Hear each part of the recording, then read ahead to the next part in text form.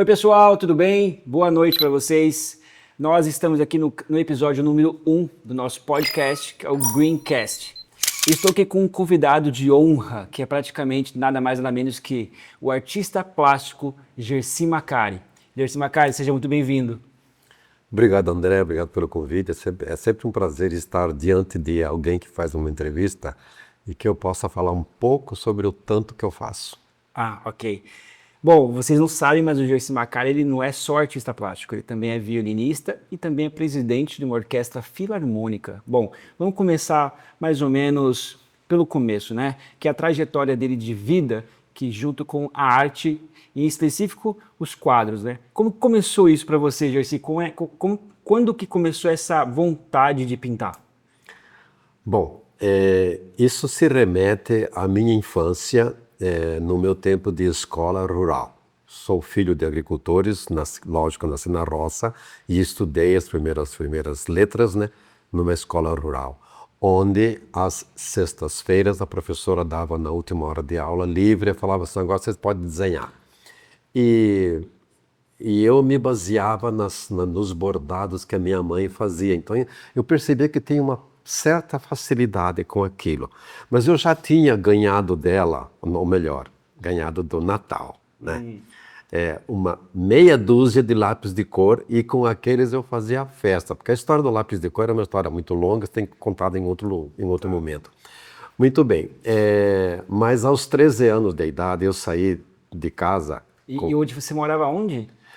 Eu, Essa roça era onde? Essa roça é numa comunidade chamada Seção São Miguel, no interior do município de Francisco Beltrão. Eu digo sempre o seguinte, que Francisco Beltrão faz parte da grande metrópole de Seção São Miguel, tá? Onde mora a minha família até hoje e aonde eu vou buscar as minhas referências e aonde eu me isolo. Mas com 13 anos de idade eu saí e fui estudar em colégio interno, em seminário, virei seminarista. E na grade escolar do estudo regular do seminário tinha uma matéria chamada desenho, e tinha um professor de desenho. E foi ali que eu recebi as primeiras instruções de desenho e eu percebi que eu tinha muita facilidade. E nas horas vagas que eram permitidas no seminário, você fazer o que você quisesse, uns iam jogar bola, outros iam jogar brinquedo, baralho, qualquer outra coisa, e eu ia desenhar. Eu gostava de fazer aquilo. Então, eu fazíamos por puro diletantismo. Sabe, não tinha na minha mente que, eu vou ser artista. Não, fazia e gostava daquilo que fazia. Então, esse foi o começo. E com quanto tempo você...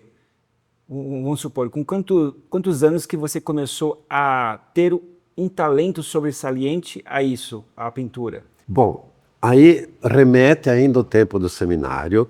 Quando eu saí do seminário lá fui estudar em Santa Catarina, vim para o estado de São Paulo para um outro seminário, porque já era outro nível, né? Vim fazer o curso clássico, e nesse curso clássico juntavam gente do sul, pessoas de Itajubá, pessoas do norte, enfim, era uma miscelânea de seminaristas. E no meio deles tem alguns que já eram artistas.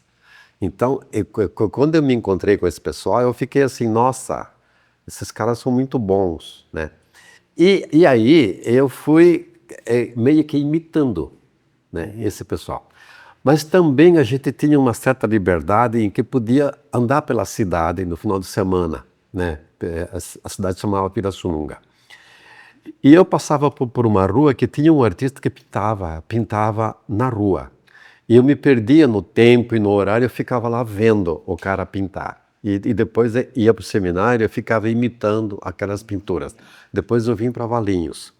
Em Valinhos, eu comecei a levar a coisa um pouco mais a sério. Foi aonde eu encontrei um grupo de artistas que se reunia regularmente, um grupo chamado Grupo Pesquisa 70. Eram artistas diferentes que se reuniam para pintar, cada um pintava aquilo que queria. E nesse momento eu sou orientado por uma pessoa que me conhecia lá em Valinhos a procurar um professor de arte na prefeitura de Valinhos, dava aula de graça. Eu fui me apresentei para esse professor, mostrei o que eu fazia e ele começou a me dar as primeiras noções de desenho, depois pintura e assim começou a brincadeira. Interessante. E esse estilo próprio, né? A gente vê que muitos dos seus quadros, eles têm uma representação do campo, né? Embora você esteja em Valinhos, você não está mais no campo, mas você vê que tem esses quadros que tem muita representação disso. Isso tem a ver com a sua criação? Essas pessoas que, por exemplo, que aparecem nos quadros, são pessoas que você conheceu ou apenas são frutos da sua imaginação? Não, elas são pessoas com quem eu convivi, aqueles que já morreram e com quem eu convivo, que ainda estão vivos. Então, na verdade, todo esse processo de estudo e desenvolvimento, o artista que realmente se empenha acaba encontrando ou buscando, e muitos não encontram, a sua temática, o seu estilo e o seu caminho. E eu encontrei o meu estilo e a minha temática baseada nas atividades da agricultura familiar, que é a base da minha família. Minha família praticou e pratica até hoje a agricultura familiar, onde todo mundo faz tudo, porque é de lá que se extrai o alimento que se consome e vende a sobra. Então, os personagens hoje que aparecem nas minhas obras, né, são meus familiares. Então, é uma maneira de eu trazer, embora eu não more com eles, mas é uma maneira de eu trazê-los na minha companhia, no meu dia a dia, e registrando de fato como é o cotidiano de uma família que pratica a agricultura familiar. Ótimo, muito legal. A gente tem alguns quadros aqui que a gente separou, né, para demonstrar. Então vocês fiquem à vontade aqui para conferir esses quadros. E Gercy, tem algum quadro aqui em particular que você gostaria de falar sobre ele? A gente tem alguns quadros que você pendurou aqui, né? Tem algum específico que você acha que tem uma história legal? Olha, aqui tem vários, mas tem um quadro aqui que chamou a atenção de várias pessoas e que me fizeram perguntas. Por exemplo, é esse quadro aqui, ó. Ah, o primeiro de lá, tá. O primeiro de lá. Que é o seguinte, os dois personagens são meu pai sentado e minha mãe de pé. Assim como aqui também é meu pai e minha mãe. Esse primeiro quadro aqui é o seguinte, meu pai já na casa dos 90 anos, e já reduzindo suas atividades e praticamente ficando o tempo todo em casa, mas tinha um momento em que dava um faniquito nele e falava assim, eu vou para a roça. Tá. Para fazer alguma coisa, porque ele não aguentava ficar em casa o dia inteiro. Imagina um cara que nasceu na roça e trabalhava de sol a sol e chega nesse momento, nessa fase da vida, e ele é obrigado a parar, porque as forças não davam mais, a saúde dele não estava mais 100%, e ele ficar sem fazer nada é muito difícil. Então, de vez em quando, ele pegava a enxada e fugia, quer dizer, fugia assim, né? A minha mãe exercia um controle muito rigoroso nesse sentido, né? Porque ela sabia que ele a saúde não era boa, então ela tinha medo que ele ficasse muito longe do olhar dela, então ela meio que segurava. E a hora que ela distraía, ele corria debaixo do porão, pegava a enxada dele e fugia para a roça. Mas todo mundo sabia onde ele estava, que era a roça por perto de casa. Então ele ia para lá, mas ele não trabalhava o dia inteiro lá embaixo, ele ficava lá, ele capinava um pouquinho, depois ele sentava embaixo de uma sombra, capinava mais um pouco, sentava embaixo de uma sombra com o chapéu dele, ele tirava o chapéu e se abanava e tal. E a minha mãe, quando dava pela ausência dele, ela sabia mais ou menos onde ele estava, então ela arrumava uma desculpa, né? Ela pegava também uma enxada e falava assim, bom, eu vou ver aonde o pai está, para ver se tá tudo bem. Com a desculpa de estar vendo e de lá ajudá-lo, né? Ela ia lá que era para controlar. Né? Não era para ajudar, né? Mas ela ia com a enxada para ele não perceber que era um controle. A gente sabia que era um controle, mas a gente também não interferia, né? Para ela ficar sossegada.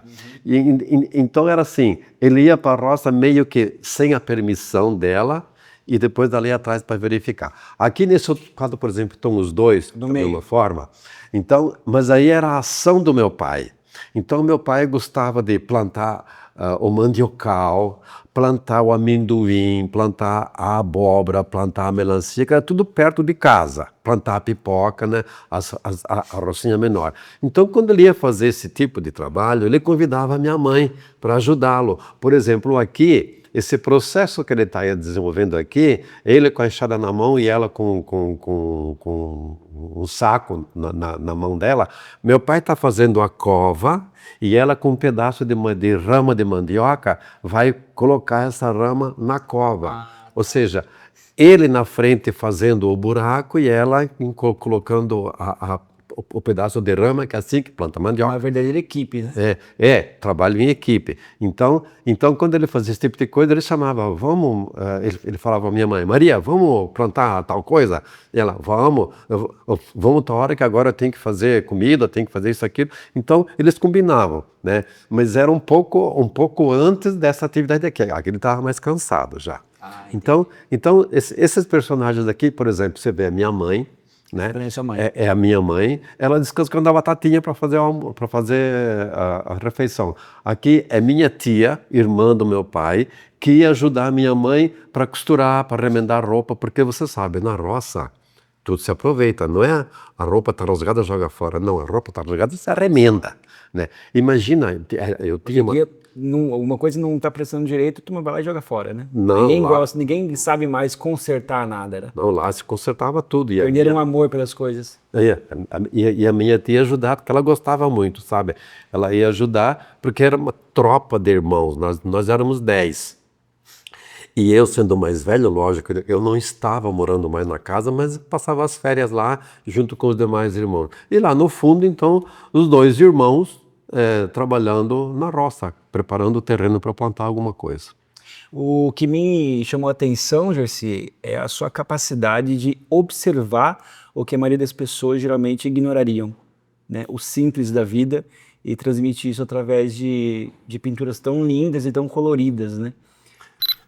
Uma vez, você tem razão quando você faz essa observação. Uma vez um amigo artista, ele fazia arte contemporânea. As obras dele eram todas assim, cinza, marrom, preto, tal. E ele era um baita de um artista, tinha um desenho fantástico, tal, passou por diversas fases. E no final da vida, então, ele sintetizava tudo isso com borrões e tal, mas borrão pensado, né? Em que ele, por exemplo, ele fazia um tempo chuvoso, ele borrava o céu então, no marrom, tal, dava uma escorrida assim com tinta mesmo, e então nitidamente você via esse tipo de coisa. Um dia ele perguntou o seguinte, ele falou assim, Gercy, você pinta a roça? É sempre muito colorida, sabe? Mas a gente sabe que não é bem desse jeito. Porque, veja bem, colorido é na primavera. Depois vem o verão, tá tudo verde, bonito, tá. Depois vem o outono, começa a ficar muito seco, e o inverno é árido.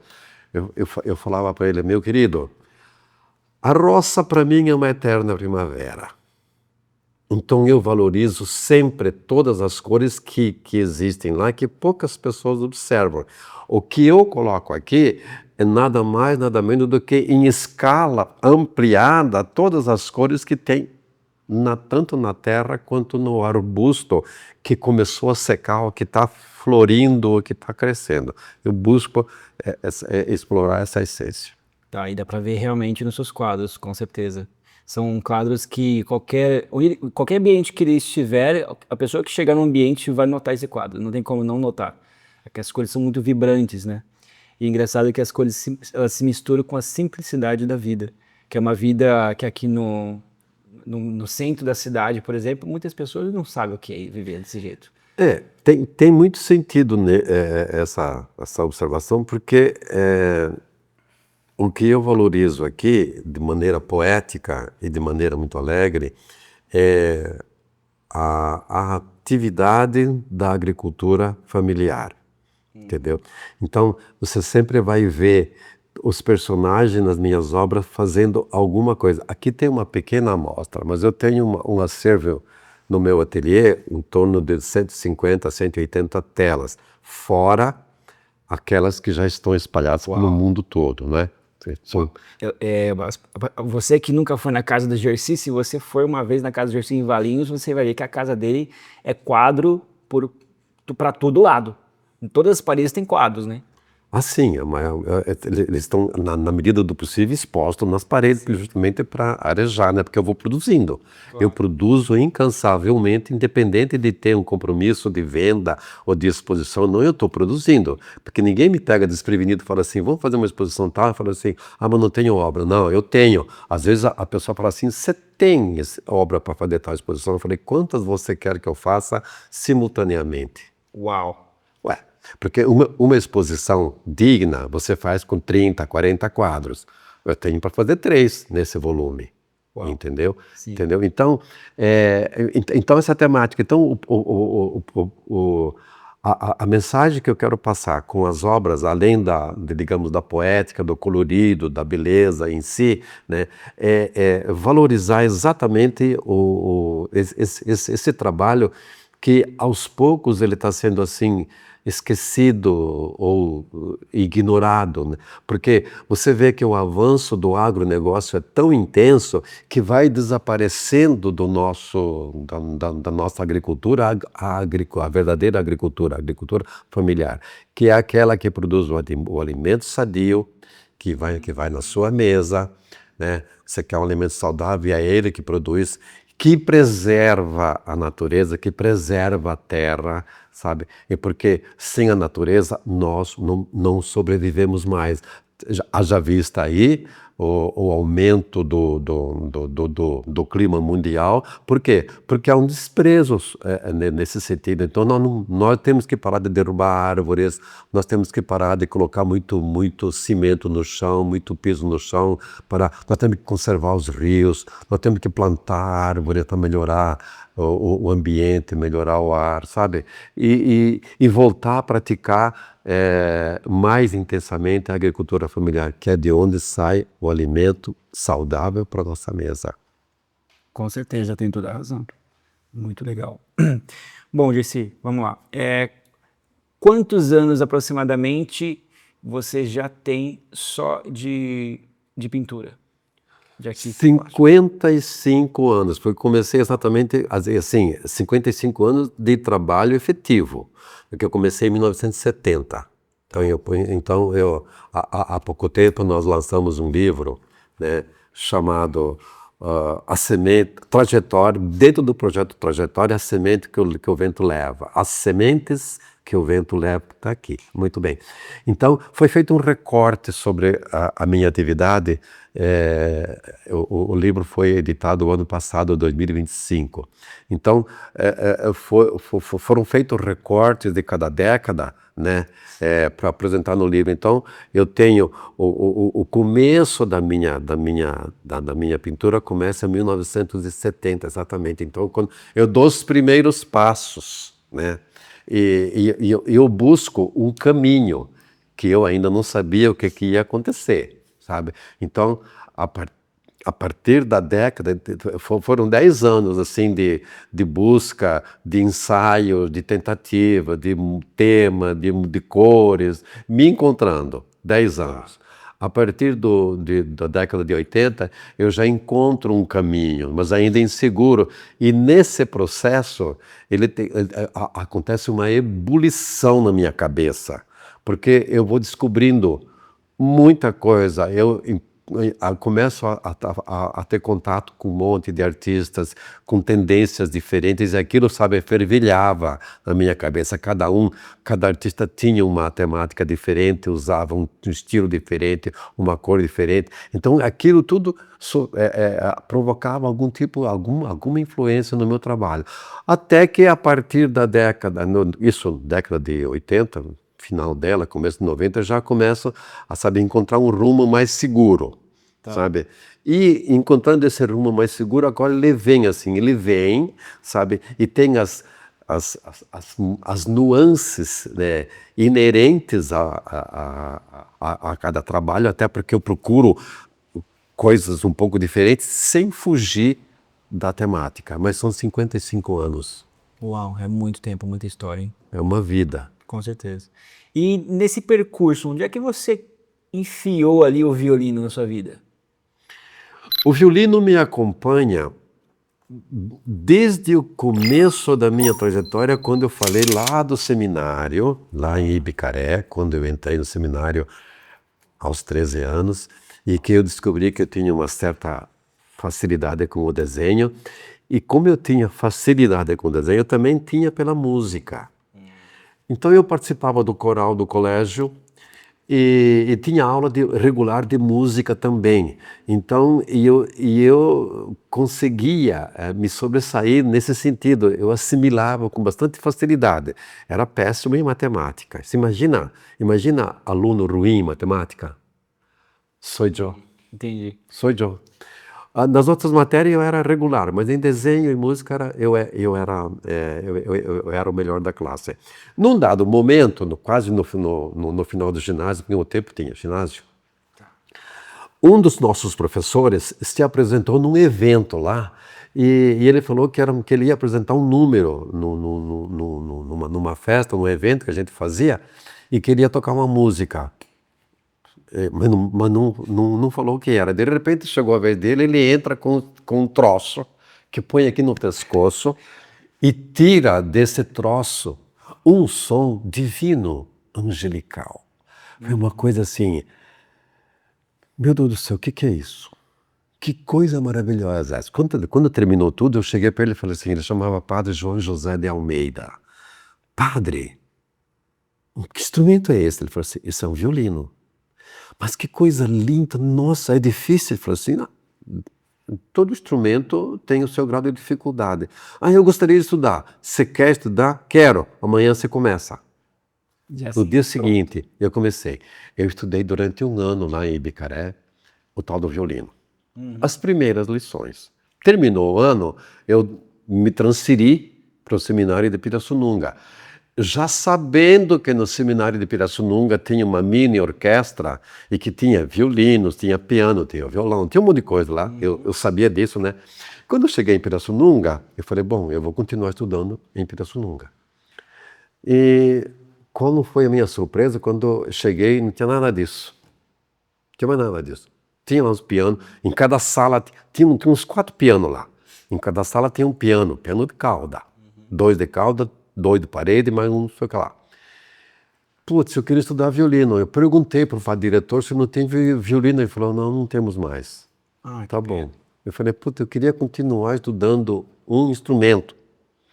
E aí comecei, falei, bom, então eu quero continuar, então comecei a primeira aula de piano. Um belo dia, né, um outro amigo meu, mais esperto, um bom pianista, ele falou assim, Gercy, lá na ala X, onde ficam os irmãos religiosos, né, no sótão tem o cemitério dos instrumentos.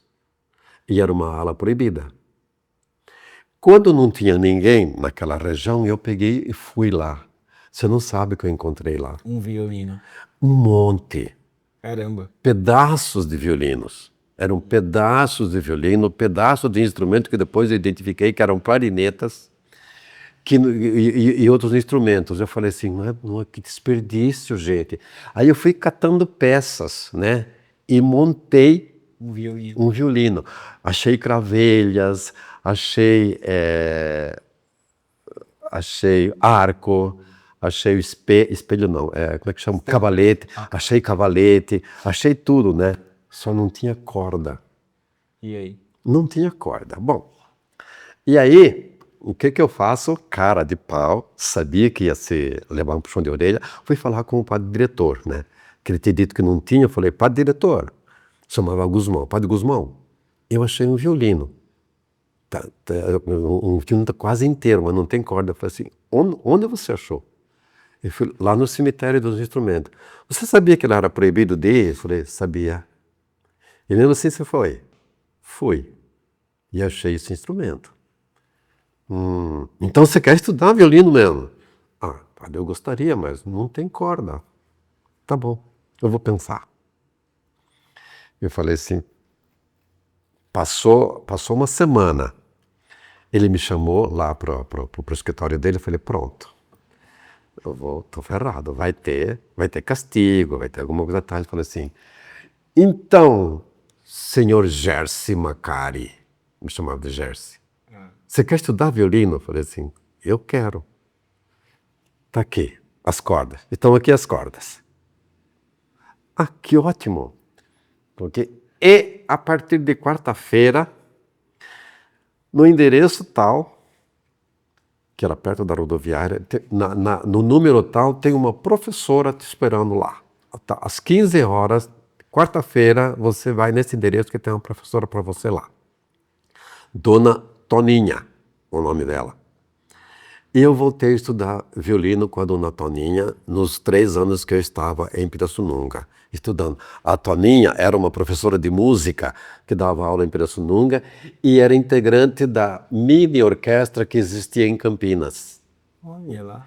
E então a partir desse momento é que o violino começa, sabe? Aí eu vim para Valinhos, depois, aí eu já tinha, nesse meio tempo eu ganhei um violino de uma prima minha que era freira. Eu fui visitá-la no colégio dela em São Paulo e lá ela viu que, então eu levei escondido o violino do seminário, levei escondido para casa para tocar nas férias, porque eu queria mostrar para o meu povo lá de Sessão São Miguel que eu tocava um instrumento, né?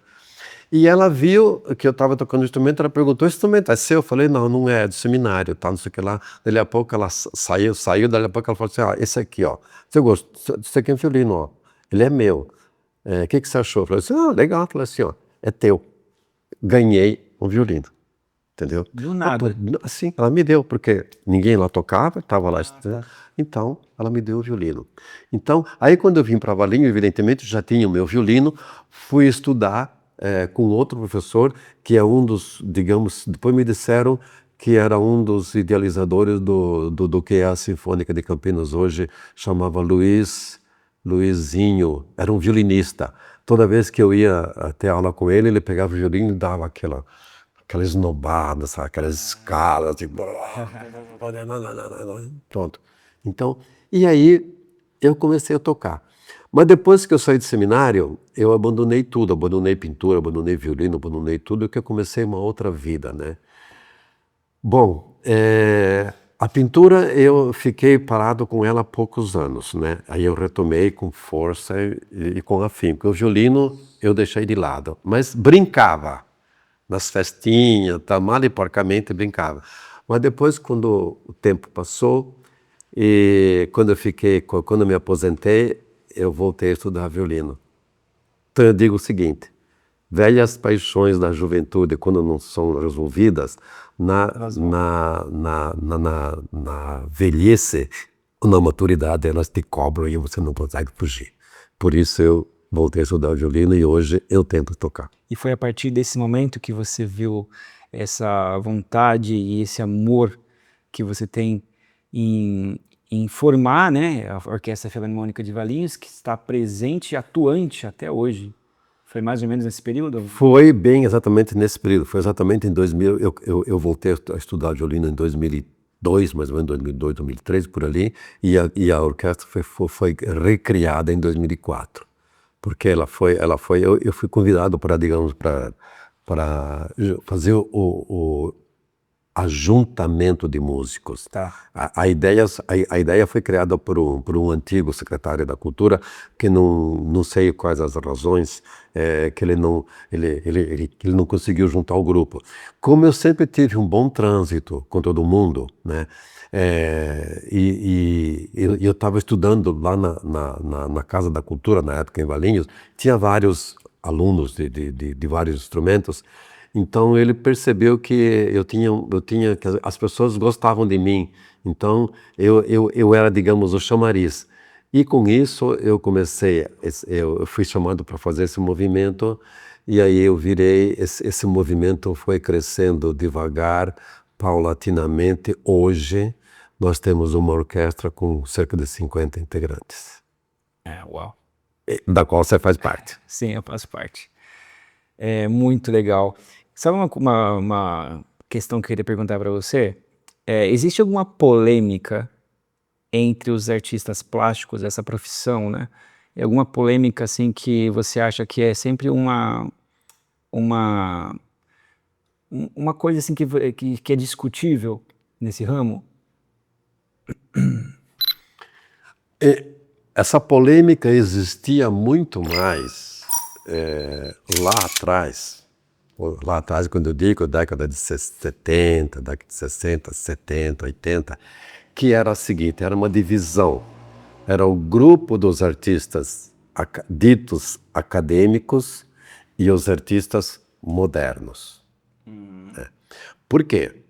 Quando houve no Brasil a Semana de 22, a Semana de 22, guardadas as devidas proporções, foi um momento também de ruptura em relação ao academicismo que tomou conta da Europa por muito tempo, porque a ruptura lá aconteceu em 1870, 1840, 1840 e alguma coisa. Foi o movimento em que os novos talentos que estavam surgindo não queriam mais se submeter às regras do academicismo que dominou a Europa até aquela época. E era a França que determinava as regras e que influenciava inclusive na produção artística de Roma, da Itália. Quem não fizesse parte daquelas regras não tinha encomendas, não conseguia sobreviver com a sua arte, tinha que seguir aquela regra. O grupo de jovens que estava surgindo nessa época, que era o fervo da modernização da indústria. Então foi o momento que surgiu a máquina a vapor, foi o momento que criaram a máquina fotográfica, a imprensa estava em ebulição, entendeu? E os artistas que estavam lá, eles pensavam o seguinte: por que eu tenho que ficar reproduzindo a figura tal qual é se a máquina fotográfica faz daquele jeito? E aqueles jovens rebeldes, jovem é um perigo, né? Quando ele resolve inovar é fundo. Aqueles jovens, nós os conhecemos hoje como Monet, Renoir, Manet, Paul Cézanne, Degas, sabe? Esses jovens. Povinho aí. Esse povinho aí, entendeu? Que influenciou tudo que veio depois, entendeu? E surgiu o grande movimento chamado impressionismo. Né? E depois, em cima do impressionismo, vieram todos os ismos que foram inerentes àquilo. No Brasil, na Semana de 22, né? Esse movimento também veio para quebrar essa ruptura, porque aqui tinham vindo os artistas europeus, os famosos acadêmicos também, né, que permaneceram por muito tempo, e muitos artistas aqui tinham contato, estudavam na Europa, então eles acabam sofrendo influências das inovações que aconteciam lá. Isso tanto na literatura quanto na poesia, tanto na arquitetura e na pintura. Então se reuniu aquele monte de jovens, que você sabe muito bem, né, o que acontece, e criaram um grande movimento modernista na Semana de 22. Só que você faz a ruptura, mas não é todo mundo que abraça essa ideia. Então tinha o grupo dos modernos e o grupo dos acadêmicos. E eu peguei um pouco essa fase na década de 70 e 80. Sabe? Então, por exemplo, em Campinas, era nítida essa separação. Os acadêmicos e os modernos, porque em Campinas também surgiu um grupo de modernistas revolucionários, o grupo Vanguarda, sabe? Eram meia dúzia de grandes artistas que que inovaram as artes, mas e os acadêmicos então ficavam todos sob o comando, a liderança fugiu o nome do líder desses artistas, mas todos já morreram, entendeu? Então, e hoje você não vê mais o movimento artista acadêmico, eu não encontro mais nenhum acadêmico, assim, de expressão. Tem um ou outro ainda fazendo alguma coisa, mas ele faz isso comercialmente, porque não tem mais espaço. Não existe mais, não existe mídia, não existe galeria, não existe nada para tipo de trabalho acadêmico. O que existe hoje é essencialmente a arte conceitual, né? Então, hoje tem ainda um certo mal-estar, não é bem mal-estar, mas digamos um certo quê sobre a arte conceitual e a arte moderna. Eu não sou da área conceitual, eu sou da área moderna. Eu entendo a área conceitual, nem todas as obras, que são porque a obra é construída em cima de conceito e não de trabalho, nesse sentido de pintar tela e tal, né? Eu tenho grandes amigos nesse segmento, inclusive um deles é o que coordenou a edição desse livro. Aproveitar esse gancho do livro, vamos falar um pouquinho do livro. Esse livro aqui, pessoal, ele é meu, tá? Eu adquiri ele o ano passado, se não me engano, Foi. durante uma exposição lá em Valinhos, do Jerzy Macari. É um livro muito bacana, que tem várias obras aqui, e ele também comenta sobre as obras dele. Tem um pouco também da biografia do Jerzy. E aqui também tem a PAI aqui, né? Isso, rapaz. Essa aqui é a PAI, lá de Valinhos. O mural da PAI interno, ele é todo pintado com as obras do Jerzy Macari. Ou seja, Jerzy, você não pinta só quadros. Não, hoje eu descobri quer dizer, a PAI foi um grande momento em que eu descobri que eu podia fazer murais, porque foi um grande desafio também, foi um susto, né? Foi meio um susto que aconteceu na PAI. Mas então hoje eu tenho assim esse trabalho de ateliê, que é produzir as minhas telas, as minhas obras, né? E tenho, digamos, um trabalho que eu faço mais voltado para as escolas, para as entidades, né? Que são os murais, entendeu? Então, eu faço muito isso, alguns com projetos, né? Como a Lei Paulo Gustavo, a Lei Aldir Blanc, né? Nos quais eu me inscrevi nesses últimos tempos, nesses editais, e fui selecionado, então executei projetos em diversas escolas da periferia de Valinhos, que eu gosto muito de trabalhar com a escola da E periferia. o livro também foi o livro também foi de algum projeto do governo, não? O livro foi de um projeto também do PROAC, mas não é um projeto meu. Em Valinhos existe um coletivo de arte chamado Ocupe.arte. Esse coletivo, ele foi criado, foi um movimento feito pelos artistas em 2016, se eu não me engano. Justamente um movimento foi criado para ocupar os espaços em que o poder público não vai. Nós temos deficiência de locais para fazer exposições em Valinhos, né? Eu falo de Valinhos porque eu moro em Valinhos, né? Mas tem em outros lugares também. Então, esse movimento surgiu, vamos criar um grupo, vamos ocupar outros espaços, e surgiu o tal do Ocupe.art, né? Eu participei desde a sua formação, cujos gestores e organizadores são Genivaldo Amorim, que é um artista conceitual, contemporâneo conceitual, e o Tomás Cajueiro, que é um mega fotógrafo, entendeu? E então eles começaram a liderar esses movimentos, e a partir daquele momento, 2016, já o movimento tem 10 anos, os principais movimentos artísticos mais importantes que aconteceram em Valinhos foram promovidos por eles, né? E dentro desse projeto, né, de ocupar espaços, eles também criaram o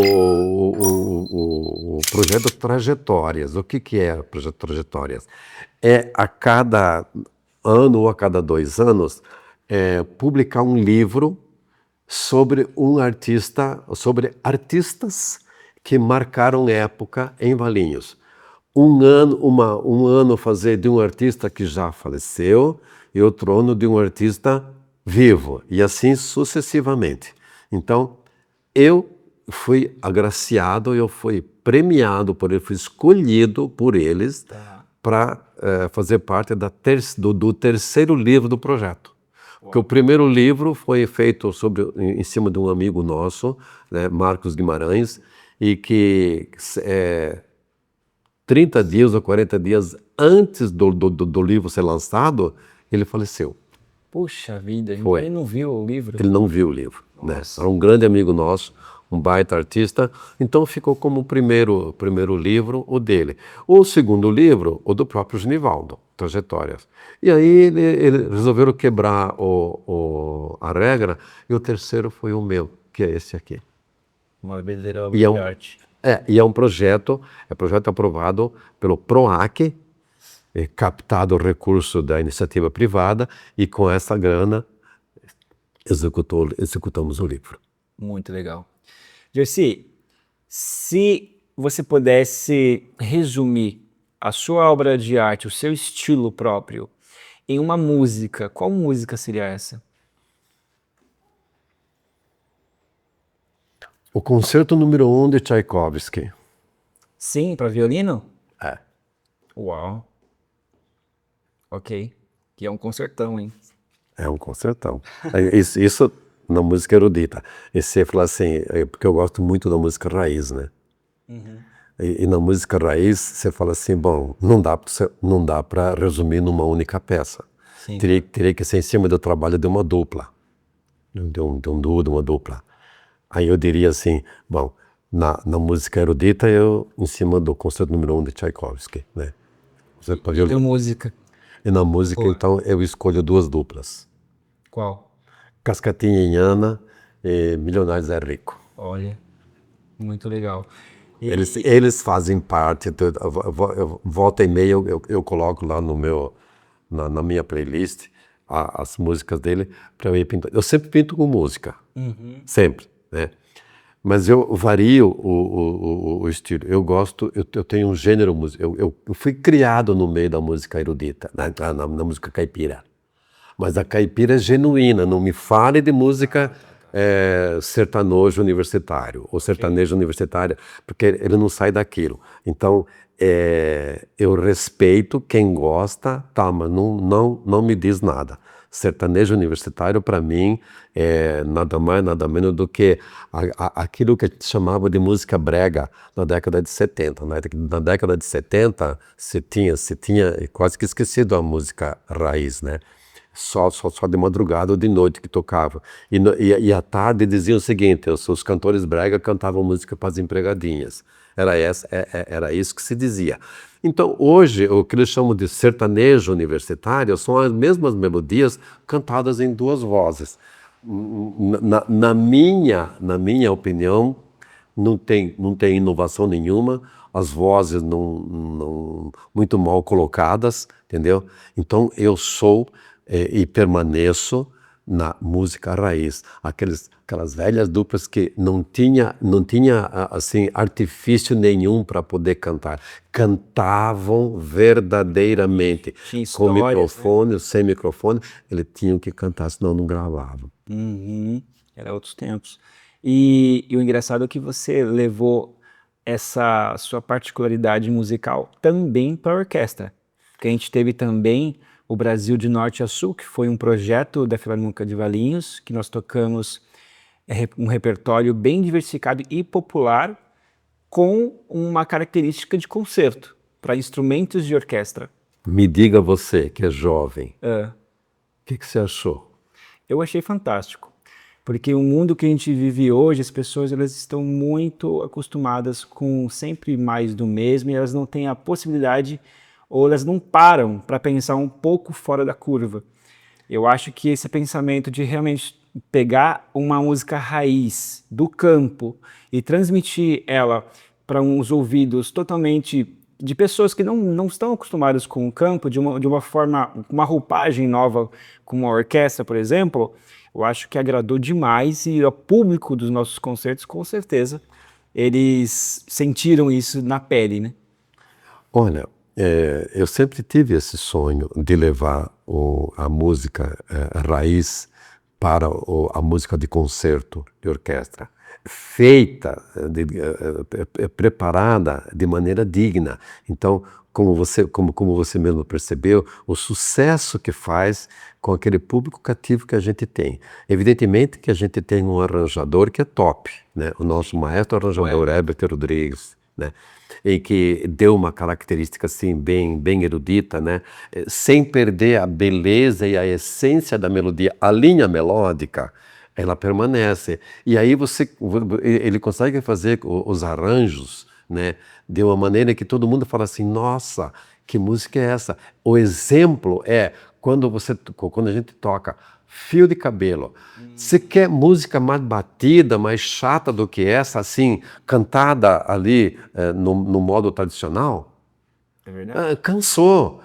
Essa longa estrada da vida, embora seja dos meus ídolos, cansei de ouvir, já não quero mais ouvir.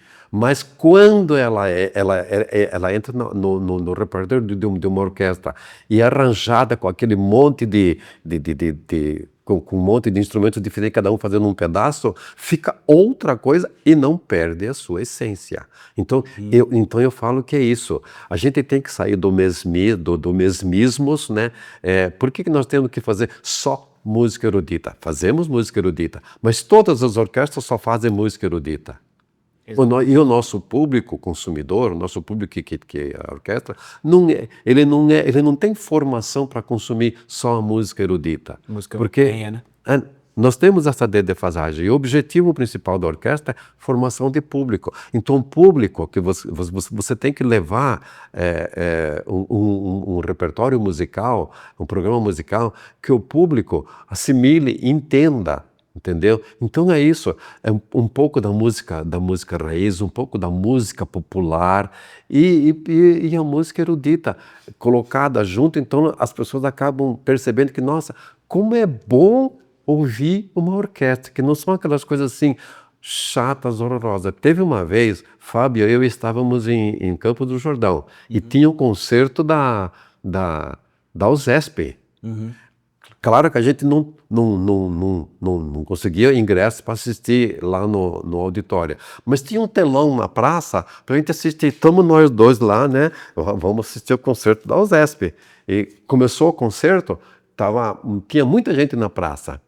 Terminou o concerto, estávamos em três, aliás. O Fábio e eu e uma outra pessoa. Por que isso? Porque o repertório que a USESP apresentou não é um repertório para um público que não é versado em música erudita. Era um repertório que eu chamo de pouco palatável. Então, quando é pensado o repertório para a nossa orquestra, eu falo assim, eu quero um repertório palatável. Então, o maestro e o diretor artístico pensam no repertório e passa pelo meu crivo, porque eu sou consumidor.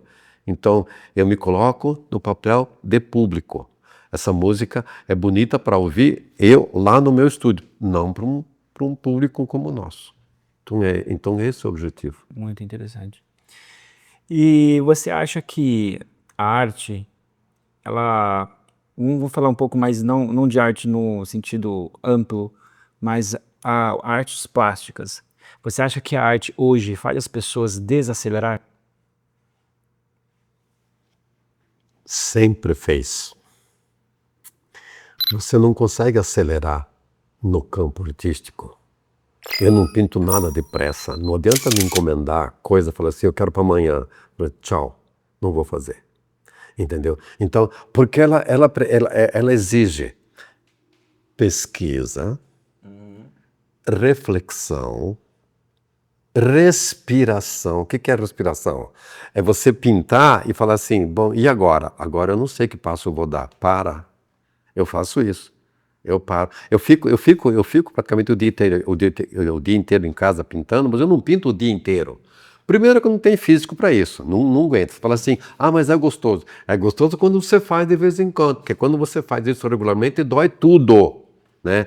Ficar de pé, dói. Então, e tem momento que você tá fazendo uma fase e fala assim, até aqui eu cheguei agora. Qual é o próximo passo? Não sei. Se não sabe, não faz, espera. No dia seguinte você retoma. E é com isso.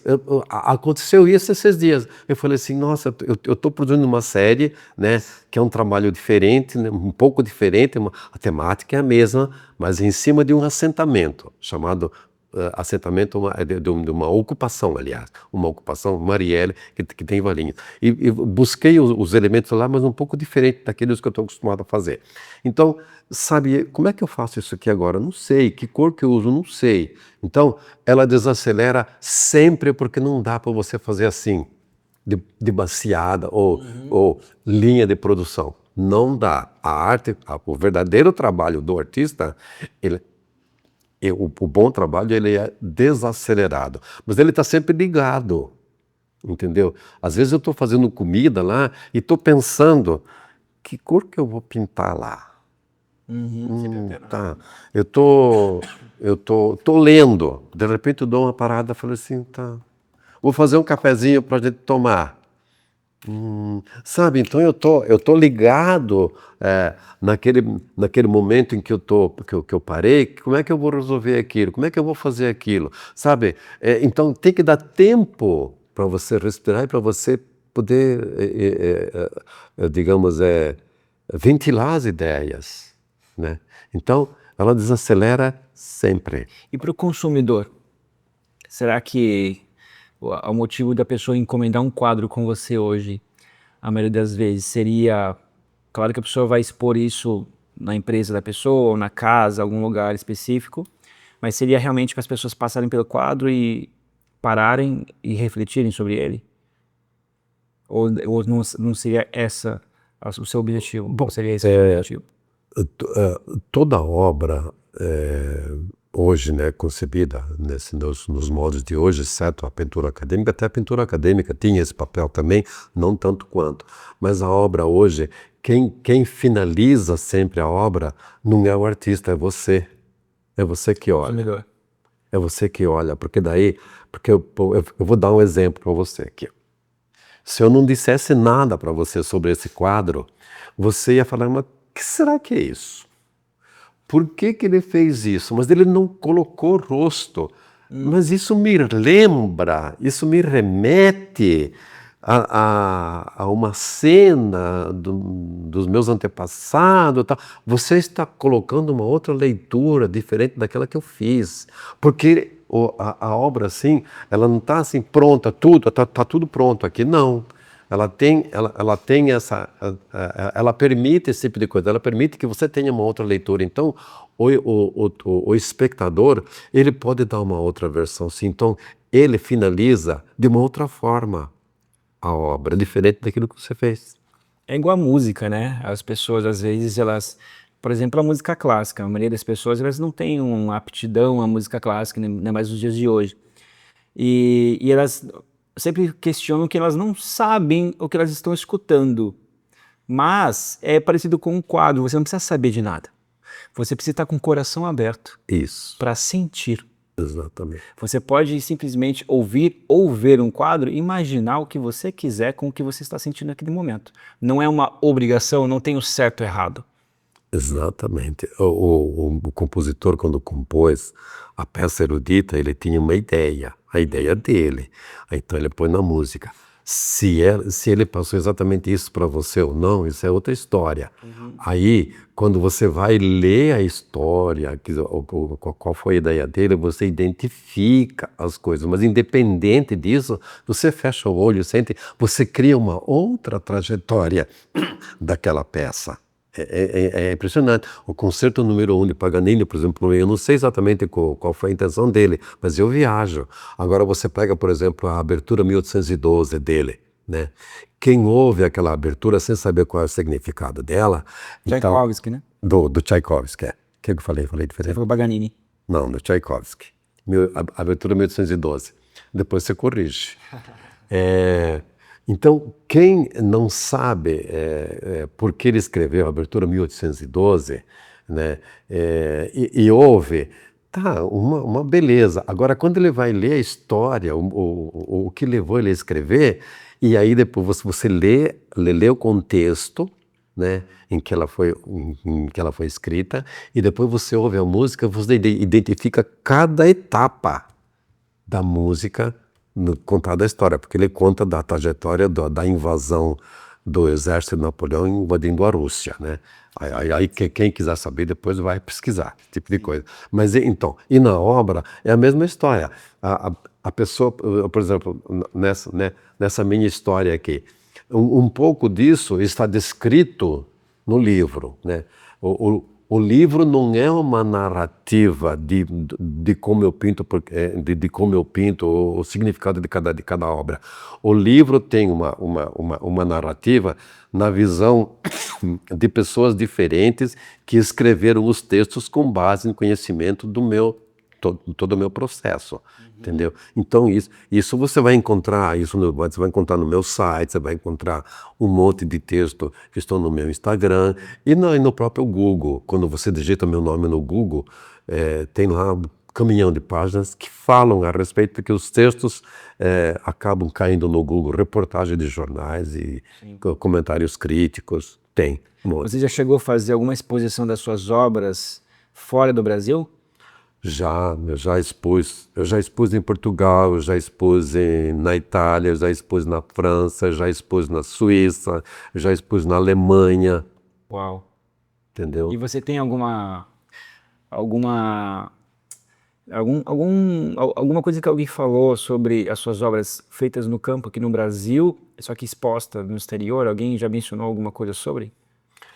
Tem, bom, Alguma então, coisa curiosa? já que você fala Uma crítica, né? tem digamos, crítica, né? Eu não considero crítica, eu considero um comentário,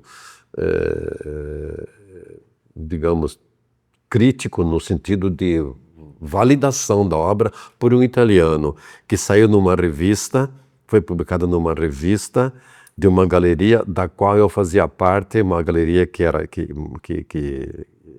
da Áustria e da qual eu fazia parte, e eu me desliguei. E agora eu estou sendo representado por uma galeria,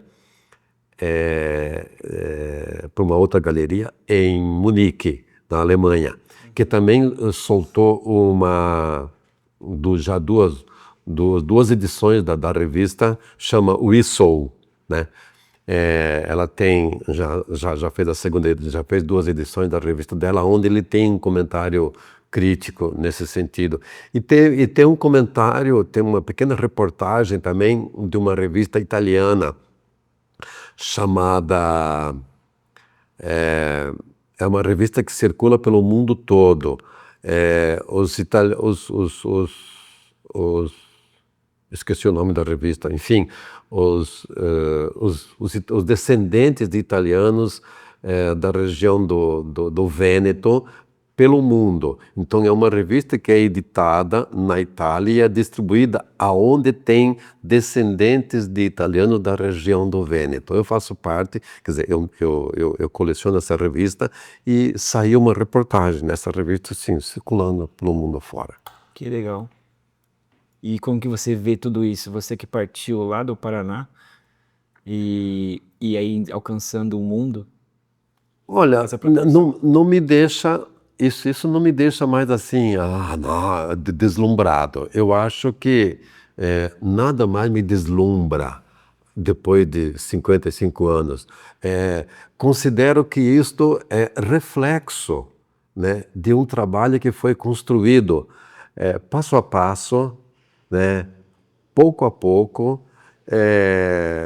enfrentando todas as adversidades, mas nunca desistindo, sabe? Porque uma carreira nas artes plásticas você não constrói do dia para a noite, não existe subida meteórica, não é nada disso, sabe?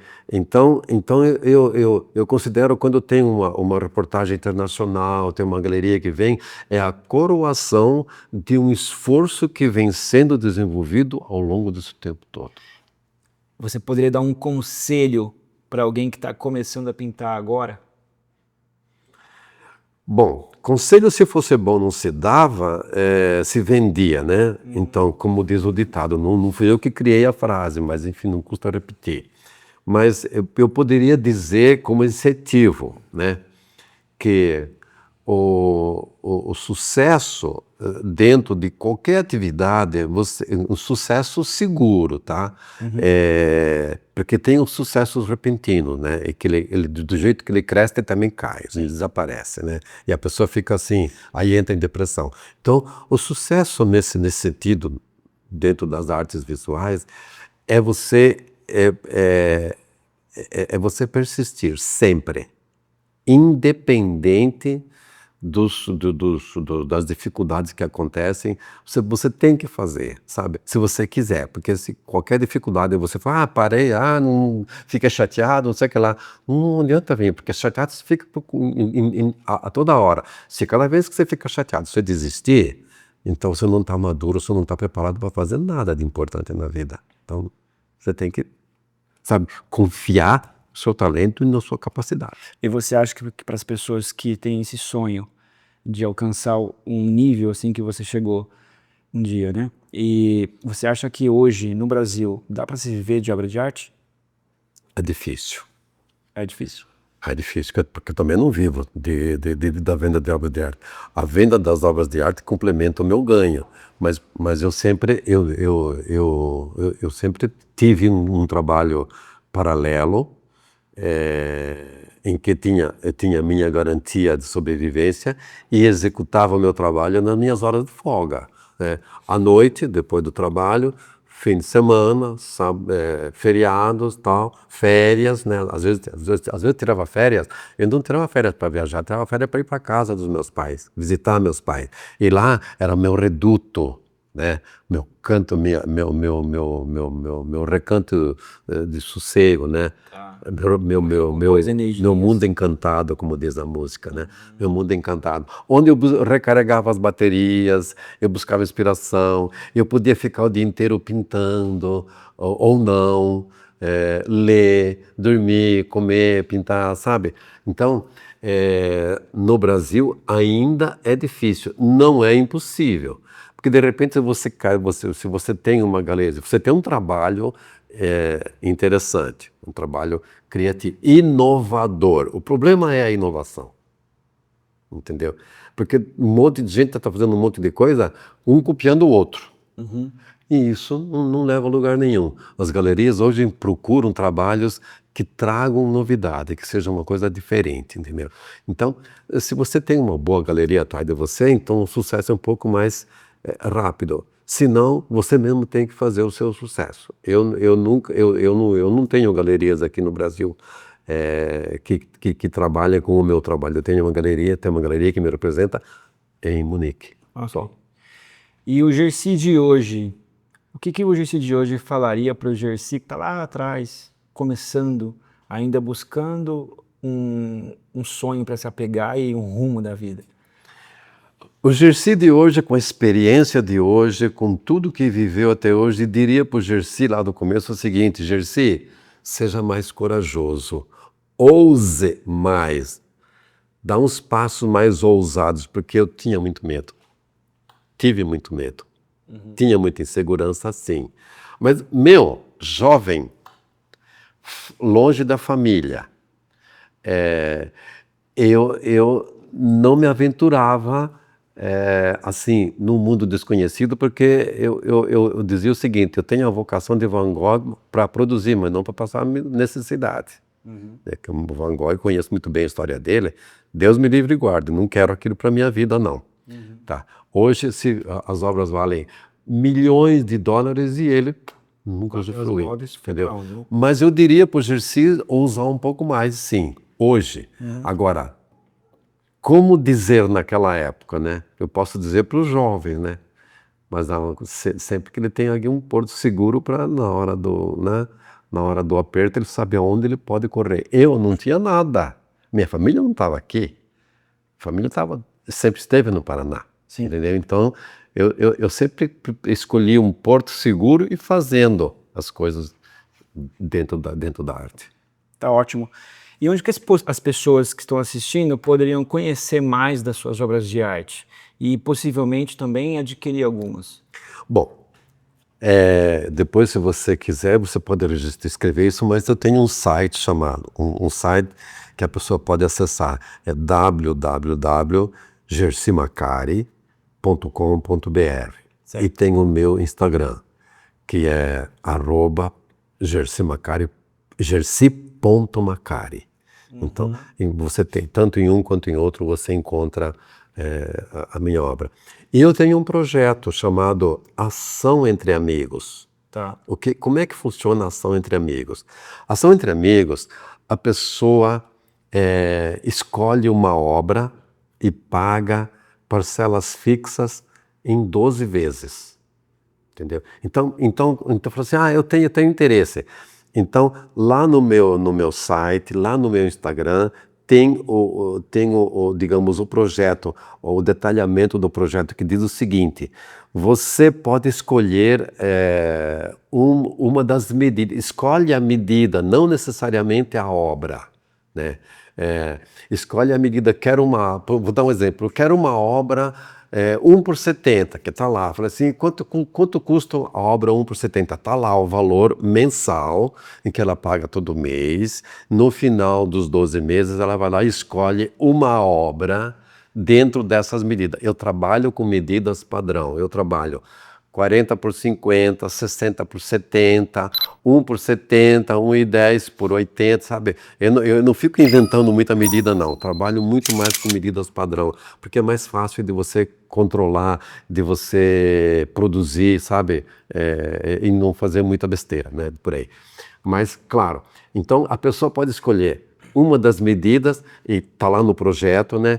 Quanto custam as obras dentro daquela medida. Ela entra em contato comigo, tem meu telefone, fala comigo, entra no projeto. O projeto entrou em vigor em agosto do ano passado, tá certo?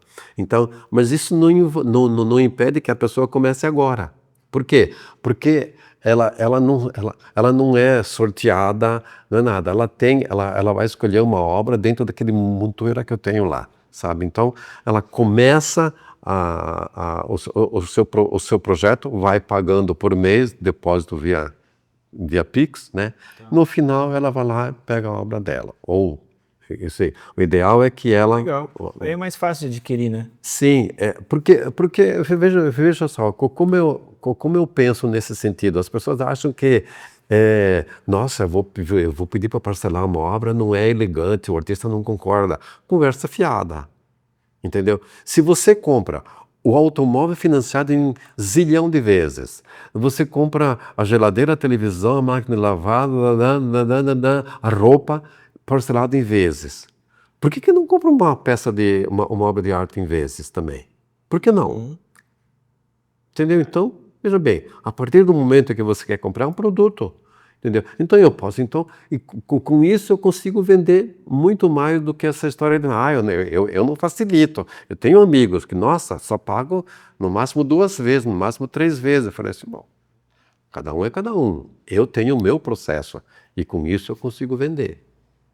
E com isso eu consigo pagar as minhas cachaças, os meus vinhos e as minhas viagens. Como dizia o Juca Chaves, ele falou assim: compre o meu LP para o Juquinha colocar gasolina azul no seu Jaguar. Eu não tenho Jaguar, então não uso gasolina azul, mas eu viajo. Então é com esse dinheiro que eu pago as minhas viagens. Ótimo. Para encerrar esse primeiro episódio aqui, esse podcast com o Gersi, me responde uma coisa, Gersi, de forma generalizada, assim, né? O que é arte para você? Tá aí uma pergunta que nem eu sei direito responder o que é. Tá. Eu tenho uma visão, mas é uma visão muito limitada. A arte é a recriação da natureza da qual você se cerca, tá certo? Mas você fala assim, mas é só isso? Não. É uma visão. Veja bem, grandes mestres já tentaram definir isso e não definiram, porque quanto mais você tenta definir, mais abrangente ela se torna, entendeu? Então, o que é arte? Depende muito da visão de cada um para definir arte. É arte contemporânea, é arte conceitual, é arte decorativa, é arte... O que é arte? Tem um livro chamado Will Durant, não, eu esqueci o nome do livro. Mas o livro chama Isto é Arte. E a capa do livro tem uma ilustração assim, tem um revólver, né, apontado, e da ponta do revólver sai uma flor. E a pergunta é, isto é arte? Depende do ponto de vista, depende do conceito, depende de como você enxerga. Então não tem uma resposta definitiva. Não existe uma resposta definitiva, isto é isto. Não é filosófico. Se você aliás, a filosofia também não responde. Ok. Jersey, foi um prazer conversar com você aqui nesse primeiro episódio aqui do Greencast Studio. Eu espero que você tenha gostado. Eu me sinto honrado com esse tipo de convite e poder falar assim tão espontaneamente, tão livremente, nesse sentido, e evidentemente que eu adorei, e a responsabilidade minha tá muito maior porque eu estou fazendo o primeiro, estou fazendo a abertura do seu podcast. Sim, e muitos virão a partir de agora. Entendeu? Então, tomara que ele seja um sucesso, né? Com certeza. Porque daí você vai fazendo sucesso, convidando outros artistas e encorajando outros que possam vir e se soltar como eu estou solto aqui para falar. Sim, o objetivo é esse, realmente falar aqui abertamente, sem paradigmas, e falar sobre assuntos diversos, principalmente assuntos que muitas pessoas às vezes não conversam por aí, né? Às vezes Maravilha. tem alguém para conversar sobre isso, por exemplo, um artista plástico, sobre a arte, sobre uma história como a sua, que é tocante, né? Então marcante. Então, é realmente esse o objetivo, propagar mais uma conversa amigável e um conhecimento a um público diverso. Quem quiser adquirir esse livro, só entrar em contato com o Jersey Macari, a gente vai deixar na legenda sobre os contatos dele, o site do Jersey, e é isso aí. E você, investidor, que gostaria, por exemplo, de investir no podcast aqui com a sua marca ou a sua empresa, e eu gostaria de participar abertamente, ativamente do Greencast Studio, entre em contato conosco pelo Instagram, que nós vamos conversar, nossa equipe vai entrar em contato com você, nós vamos tentar fazer alguma coisa amigável que seja bom para nós e seja bom para você também. Então, Jersey, é um prazer, muito obrigado por estar aqui com a gente. E é isso aí, pessoal. Até o próximo episódio do Greencast Studio e até mais.